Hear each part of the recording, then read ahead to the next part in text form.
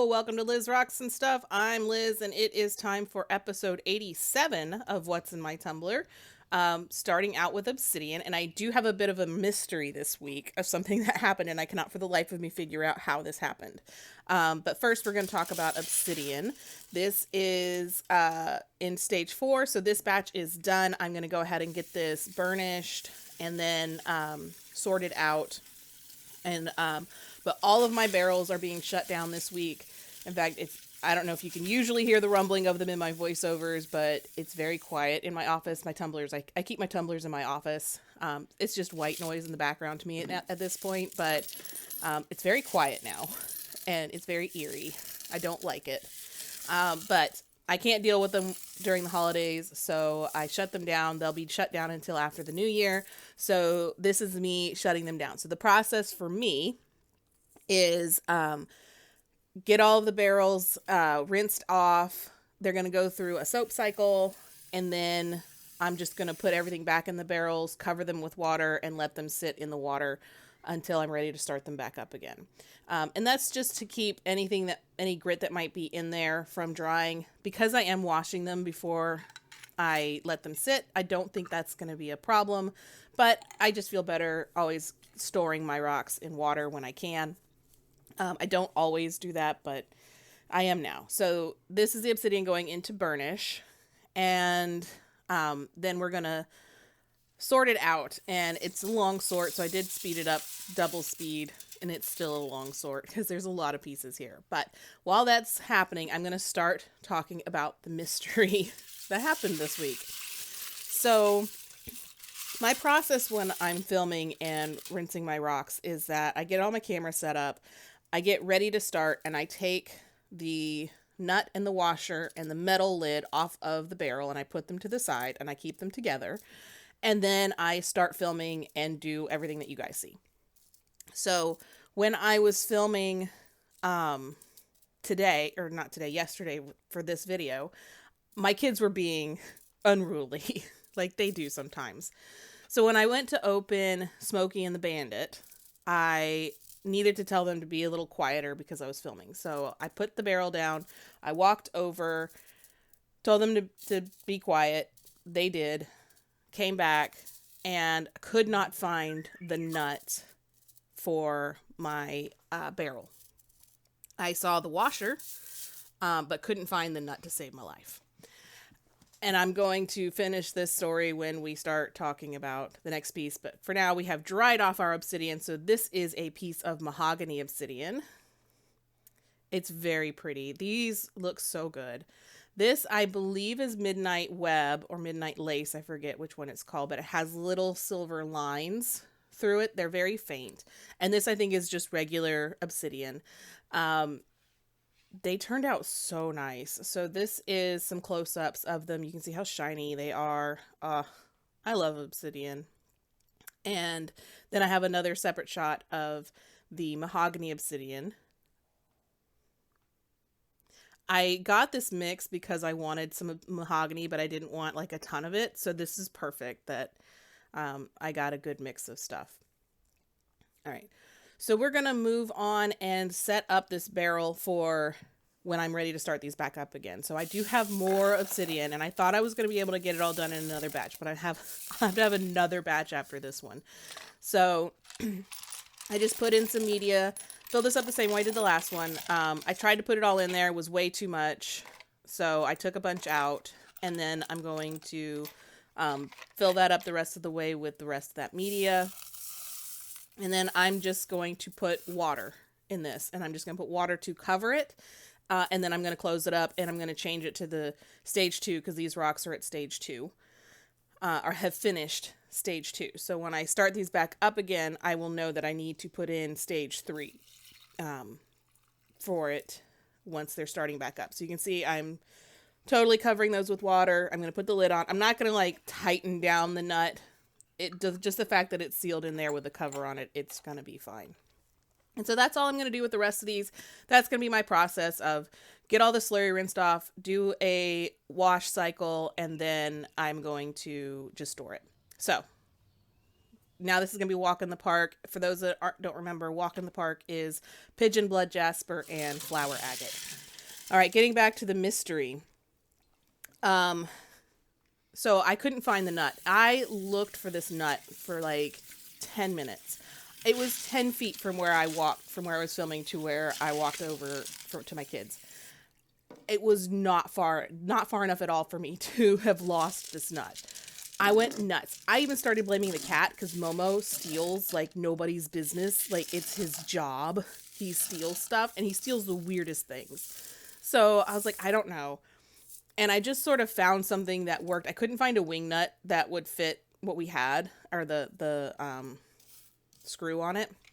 So I just found something that worked good enough to get me through the wash cycle. And was like, I'll order a new nut, and I'll have it when I start these back up again. So they go through the wash cycle, and when I go to, you'll notice here, I didn't put the washer back on Walk in the Park. And I didn't notice that until I went to rinse it. At this point, when I went, there's no washer. So the washer that I thought I had that was for Smokey and the Bandit was actually Walk in the Park's washer. And now I'm missing a washer and a nut for Smokey and the Bandit. And how does that happen? It was bad enough I was missing the nut. And so I'm like, I don't know where this could be. And then when I went to pull Smokey and the Bandit off of the tumbler, I see this. And I cannot for the life of me figure out how the washer and the nut ended up under the barrel in the tumbler. Because the only thing I can think is when I put them on the tumbler last week that I didn't fully tighten the nut down and they came loose. But then you'd think I would have noticed that there wasn't a nut on it when I went to rinse them. But then I was also distracted, so maybe that it was the case. But then I also would think that if the nut and the washer came off while it was tumbling, that the whole lid assembly would have come off. I mean, I've had those things pop open when they were securely tightened down. But that didn't happen either. So I'm thoroughly confused. And if anybody can come up with a reasonable explanation for how the nut and washer for a barrel ends up underneath that barrel on the tumbler and the lid doesn't come off, I would be appreciative. But that has been driving me nuts for a day and a half now. I cannot, for the life of me, figure that out. So yeah, that's my little mystery to end off 2024. The only explanation I can come up with still doesn't really fully make sense to me. But anyway, if you've got an explanation, I'd love to hear it. Let's hear the wackiest things you can think of. They teleported. I took them off when I was rinsing, and they teleported into the tumbler for some reason.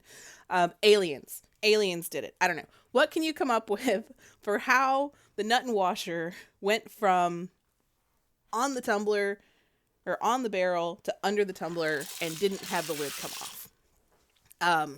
But anyway, so as you saw, this is Smokey and the Bandit. Smokey and the Bandit is Smokey quartz and rutilated quartz.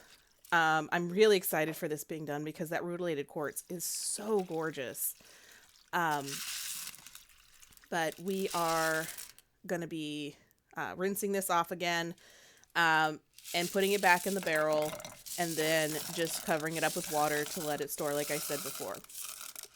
Also, I did want to say Merry Christmas. I haven't said that yet. This is coming out Christmas Day. So Merry Christmas to anybody that celebrates Christmas. For the rest of you, happy day off of work. Chinese food and a movie day, whatever you want to call that. And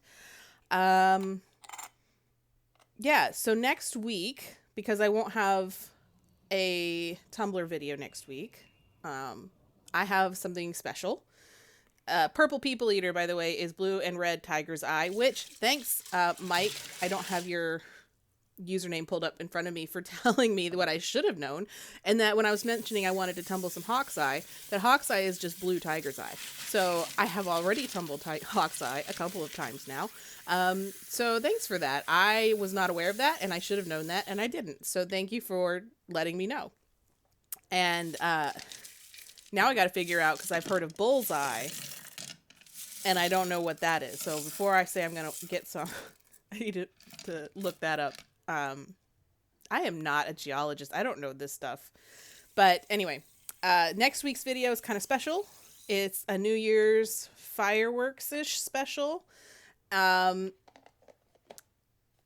you want it's not really a surprise, but I have, I forget that when you order rocks from Rough Stone, you usually have to ask them to send you rough for tumbling. Otherwise, they send you large rocks. So I have 2 pieces of quartz that I ordered from them that I need to break up. So I have filmed myself breaking them up in slow-mo, and I have edited that down to the 1812 overture of like cutting in some of the slow-mo and some of the real shots in different angles. I hated that, by the way. So the editing was not super fun, but I think the final result is kind of a neat video. It's not the best produced. It's not great. It's what you can expect from somebody that does this as a hobby on the side. But I hope you enjoy the video next week. So me breaking a couple of rocks to the 1812 overture, which is absolutely one of my favorite. I don't like marches because I play French horn. But it's, you know, it's not a Sousa march, so it's okay. But anyway, 1812 overture is one of my favorites. So thanks for watching this video. Like and subscribe. More of the same next year. And I hope you guys have a Merry Christmas and a Happy New Year.